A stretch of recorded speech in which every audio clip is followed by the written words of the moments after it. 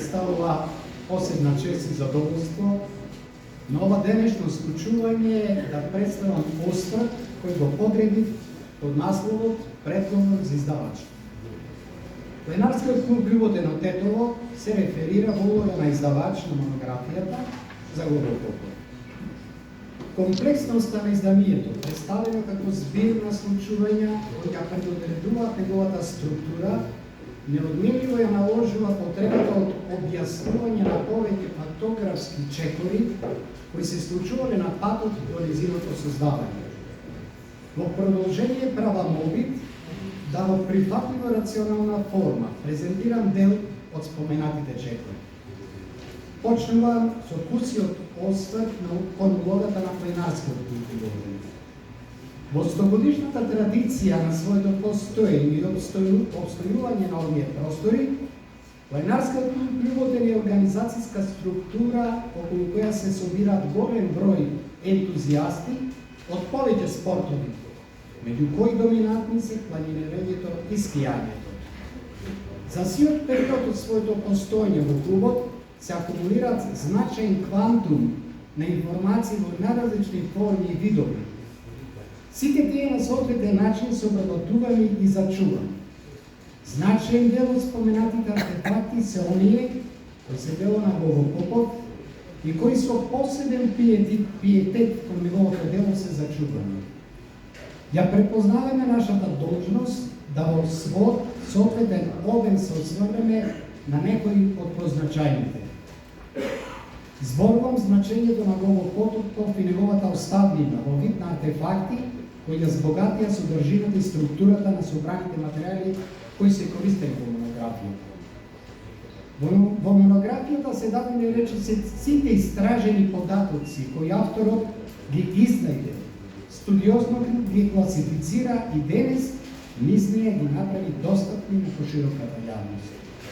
На ова место се наметнува потребата да го презентираме мотивот по кој се водеше авторот на монографијата при презентирањето на делото на Гого Попов.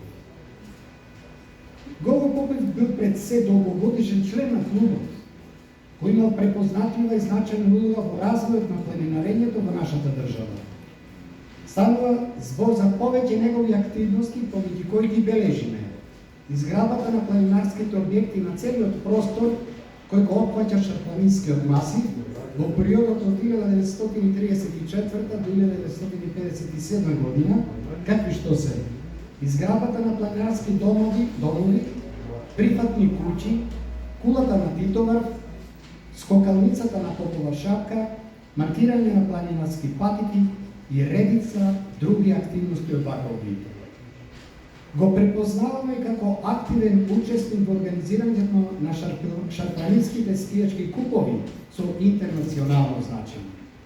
Гого Попов е препознатлива личност кој со своето дело е широко познат на спортската и научната јавност во Македонија.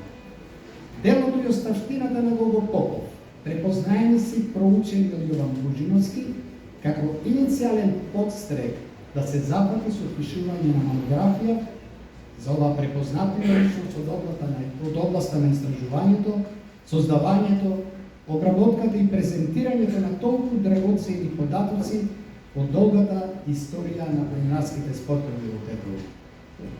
Продолжувам со осврт кон улогата на Јован Божиновски во истражувањето и обработката на материјалите кои се однесуваат за потребите на монографијата. Веќе го споменавме респектабилниот квантум на материјали од повеќе области кои се однесуваат на 100-годишното постоење на планинарскиот клуб. На ова место се обидувам да дадам куса осврт на содржината и структурата на материјалите.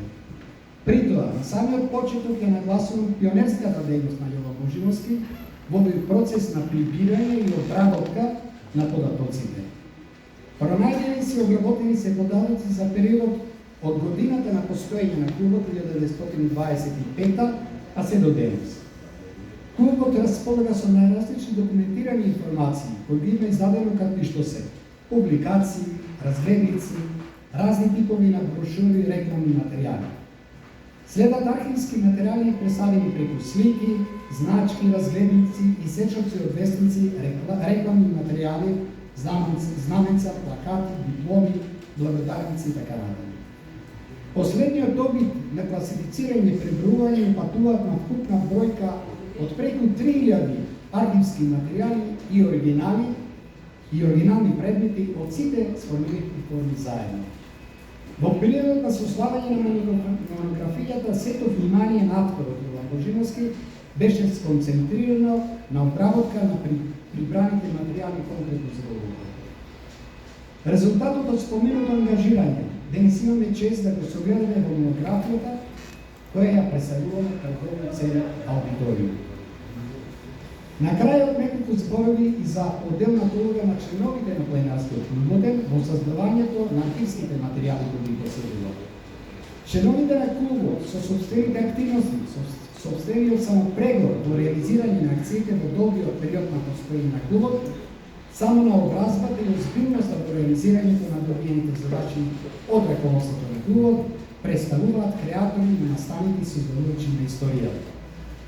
Духот на единство помеѓу членовите, другарството и спортскиот дух кој се развива, секако допринесе во охрабрување на авторот на монографијата Јован Божиновски да успешно го изоди макотрпниот пат на создавање на монографијата. Горди сме на неговиот ентузијазам, посветеност и истреност да денес ни го презентира делото кој сите ние го чувствуваме како своје. Благодарам.